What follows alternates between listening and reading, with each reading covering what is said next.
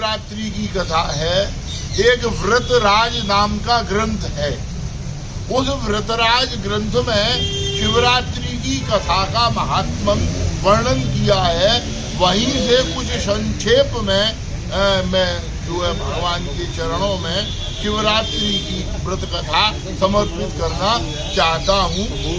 एक समय की बात है कि शिवकृत्य में कुशल सूति जी से नैमिषारण्य तीर्थ में सौनकादिक ऋषियों ने महाशिवरात्रि व्रत के महात्म को श्रवण करने के पश्चात ये प्रश्न किया कि हे सूति जी, अज्ञानता से महाशिवरात्रि के पावन व्रत को करके किसने व्रत के फल को प्राप्त किया है, अब आप कृपया विस्तार पूर्वक कहें।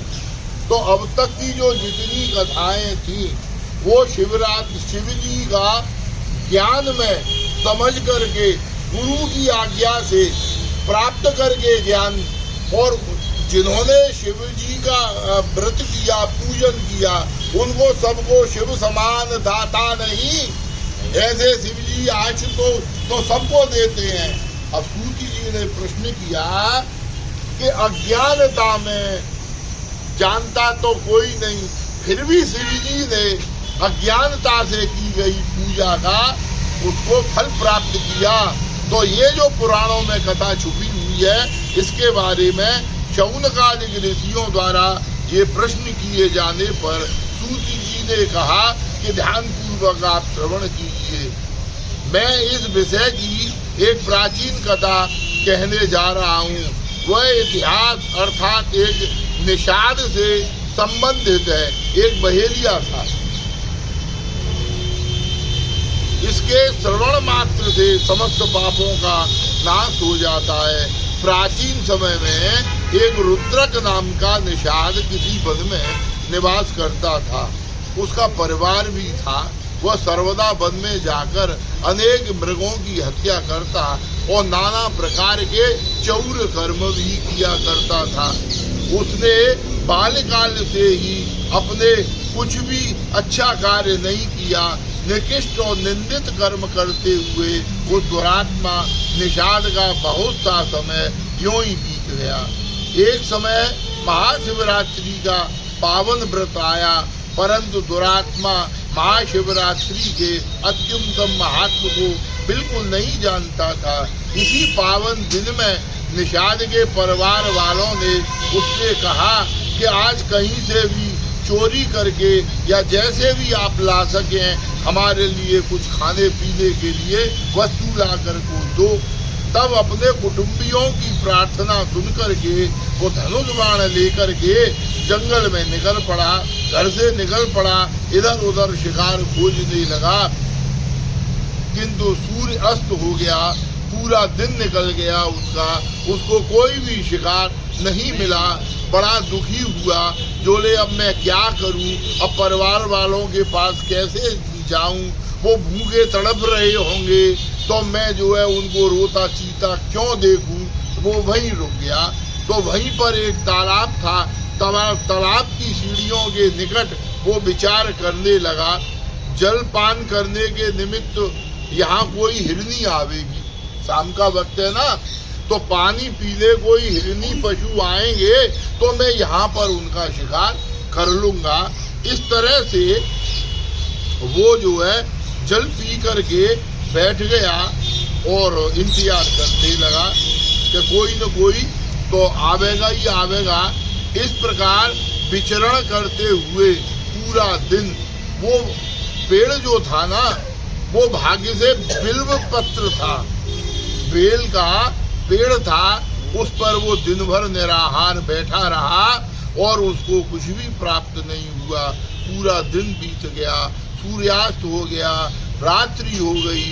रात्रि के प्रथम प्रहर में एक जो है हिरनी पानी पीने के लिए उसको दिखाई थी, जो बड़ी प्यासी थी, और उसको देखते ही निषाद ने अपना धनुष संभाला और जो ही उसने तरकस से बाण निकाला, ऐसे ही जो है बिल्व पत्र उसने साइड ली ना, तो दो चार पत्ते तोड़े।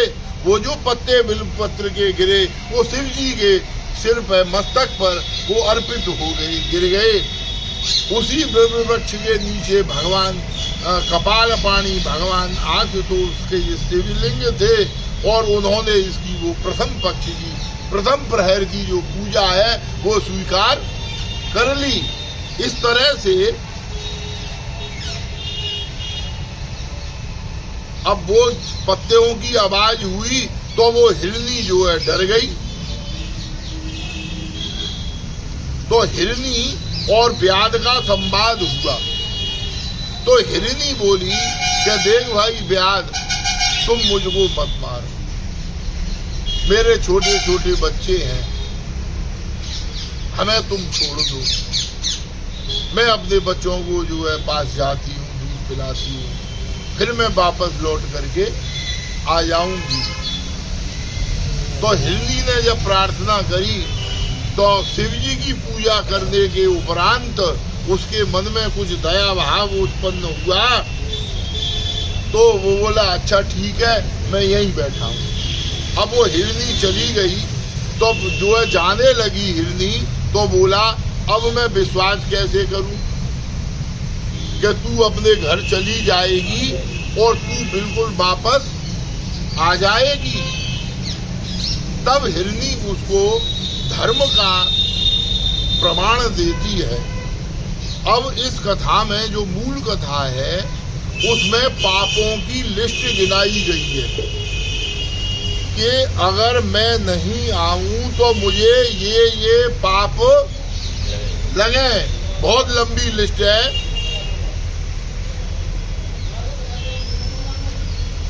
जो बोली सबसे पहले सत्येनो सर्वथा देवा सत्येनैव समुद्रका सत्येनो जलधारास्य सत्यमे सत्ये सर्वं प्रतिष्ठितम्। वो बोली देखो सत्य से ही तो ये देवता है और सत्य से ही समुद्र है और सत्य से ही ये जलधारा बह रही है। सब कुछ सत्य में ही प्रतिष्ठित है। अतः हे पशु हिंसक व्याध, तुम मेरे वचन को असत्य मत समझो। इस प्रकार उसको बिल्कुल विश्वास नहीं हुआ। तब हिरनी बोली कि देखो अगर मैं नहीं आऊं तो मुझे कितने पाप लगे। अब तुम ये ध्यान दो। ब्राह्मणो वेद विक्रेता संध्याहीनस्त्रकालकम स्त्रियाश्चाविनो याज्ञा समुल्लंघित भवेयच। अर्थात जो पाप वेद का विक्रय करने वाले ब्राह्मण को लगता है, जैसे किसी ब्राह्मण के पास कोई यजमान जाए और वो कहे साहब पंडित जी हमारी ये पूजा करा दो, तो वो कहे नहीं भाई ऑनलाइन पहले इतने पैसे ट्रस्ट के खाते में डाल दो, इतने लाख रुपए। तो ये क्या हुआ? वेद का बेचना जो निषिद्ध है ब्राह्मण के लिए। अगर मैं नहीं आऊं ना तो जो वेद बेचने वाले ब्राह्मण को पाप लगता है वो पाप मुझे लगे। जो ब्राह्मण हो करके संध्या न करे वो भी पाप लगे। जो पाप पति की आज्ञा का उल्लंघन करने वाली को होता है वो भी मुझको लगे। और कृतघ्ने चैव यत्पापम विमुखे हरे द्रोहिणाम चैव यत्पापम धर्म लंघने। कृतज्ञता, कृतज्ञता माने हमने किसी के साथ बहुत अच्छा उपकार किया और जब उसका समय निकल गया ना तो वो भूल गया साहब, अरे हाँ साहब किया होगा, तुम्हारी भी कोई मजबूरी होगी, अब मैं नहीं मानता उन पुरानी बातों को, तो उसको कहते हैं कृतज्ञ। नारायण से विमुख, द्रोह और धर्म के उल्लंघन से जो पाप लगता है वो मुझे पाप लगे अगर मैं वापस नहीं आऊं। ठीक है, ऐसे बहुत से पाप गिनाए। हाँ, तेन पापेन लिप्स्वामि यद्यमं नागमये पुने। तेनो पापेनो लिप्सामि यद्य हम ना गमे पुनो न आगमे पुनो। अगर मैं नहीं आऊं तो ये सारे के सारे जो पाप हैं वो मुझको लगे। अब इतनी बातें जब सुनी कि जो व्यक्ति अपने पैर से पैर धोता है वो जो पाप लगता है वो मुझको लगे।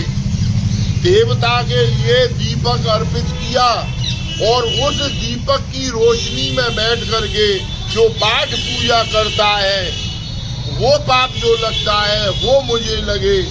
देवता के लिए दीपक अर्पित किया और नाखूनों में घी लगा रह गया और फिर बिना हाथ धोए भोजन करने जो व्यक्ति बैठेगा तो वो दीपक का जो देवता का जो घी है वो उसके पेट में जाएगा, वो पाप मुझको लगे। बहुत लंबी लिस्ट है पापों की महाराज।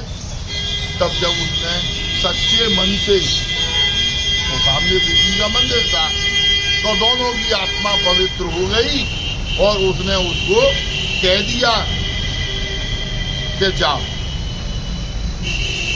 इस प्रकार पानी पी करके वो जो हिरनी थी वो वहां से चली गई और जाकर के उसने अपने बच्चों से परिवार से मिली और सबसे विदाई देकर के वो आई कि अब मैं जा रही हूँ। तो उसके छोटे बच्चे वो बोले, अरे मेरी मैया तू क्यों जाए, अरे हम तो छोटे हैं, हमें तो कोई शेर खाई जाएगा, हम वैसे ही समाप्त रह जाएंगे या जंगल में, या तो अच्छा तो ये है कि मैं चलो जाऊं और तुम पूरे परिवार में माँ बाप बहन भैया वागे हिरणी का पूरा परिवार सुरक्षित रहेगा। मेरा क्या है, मेरा तो अभी जन्म हुआ है, पता नहीं कोई सिंह आ गया कोई बहेलिया आ गया तो मेरा वध कर देगा। अब मैं अपनी जिंदगी के लिए कम से कम अपने पूरे परिवार को तो सुरक्षित चाहूं। तब बोले, भैया तू बहुत छोटो है, हम तो क्यों भेजने। तो बड़ो भैया बोलो मैं चलो जाऊं। ऐसे बहन बोली, ऐसे ही जो है वो जो है पिता बोलो कि तू रहिया हिरनी, तू परिवार को पालन कर और मैं तो जो है बुढ़ो है गयो। तुलसी बूढ़े बैल को और कौन बांध भुस दे, अब मैं और ज्यादा जी के कहा करूं। बागे मैं बहेलिया के पास पे तेरी बदली मैं ही चलो जाऊं। ऐसे जब बागे परिवार के मुखिया हिरण्य जो है ऐसे कही तो बोली ना, हिरनी बोली ऐसा कभी नहीं कि जो है मेरे जीते जी और मेरो पति चलो जाए तो मैं यह परिवार को पालन कैसे करूंगी, मैं यह वैधव्य नाय झेल पाऊंगी तुम्हारी में। ऐसे सबने जब बिनते कही तो वे बोले, अब ठीक है भैया, अब तो शिव जी की जो कछु कृपा है वो तो है ही है, अब पूरा परिवार चलो। अब वो पूरा परिवार जो था ना वो वहां पे बहेलिये के पास में आ गया और बहेलिये ने देखा कि ये पूरा परिवार खड़ा हुआ है, जो ले भैया तू सबे मार के ले जा और तेरो खूब परिवार को भरण पोषण होएगो। तो वो जो है बहेलिया को मन पवित्र है वो शिव जी की पूजा करके बोलो एक एक परिवार के व्यक्ति के लिए मैं अपने अपने परिवार को पालन पोषण क्यों करूं। दाता सबको जो है भगवान है, परिवार जाने अपनी मर्जी से बनाए हुए वो भगवान वही को पालन करेगो, मैं कोई पालन करता नहीं हूँ। और आज से मैं या व्याध के कर में त्याग रहो, ऐसे वाले अपनो धनुष तोड़ के फेंक दियो और वो फिर एक सात्विकी जीवन जीतो रहो। अज्ञानता से जो बाकी त्रिकाल पूजा है गई वह पूजा से जो है वो शिव जी बातें प्रसन्न रहे और प्रसन्न है करके वह सतलोक की प्राप्ति हुई। संतुष्टो मद्देव देवेशो जाज्ञातम कृतमनुत्तमम शिव शंकरम सर्वान कृत्वान। संतुष्टो देव देवेशो जातम व्रत मनुत्तमम शिव शंकर सर्वान मंकृताम कुरु मकोपरी। इस प्रकार जो है भगवान ने वास्ते जो है कृपा करी। बोलो शंकर भगवान की जय। बोलो गिरिराज धरणा की जय।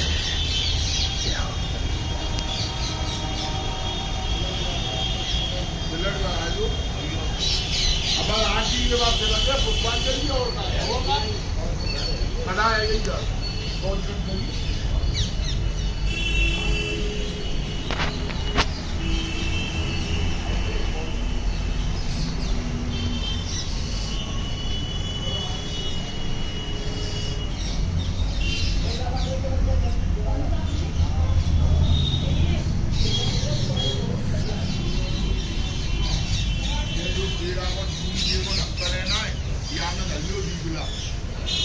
और आप कर लो या एक प्लेट लेके आते अब तुम्हें जानो तो कथा खाओ खा बढ़ाओ अगर 4 मेहमान आ जाए तो अगर 2 गिलास पानी और दे दियो और समय भगवान को उठा दे दियो और थोड़े हैं तो गाड़ो। और चूचू गुरु कुछ बोलना चाहेंगे आप जय जय हो जय राज। महाशिवरात्रि पर? इतनी बड़ी कथा के बाद में अपनों का हुआ बोल रहा। अरे वाह वाह जय हो आज जब गुरु आएगा आज तो भाई उस समय रख दो। जय हो जय हो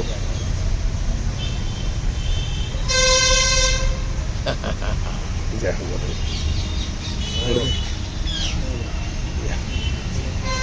जय हो। याद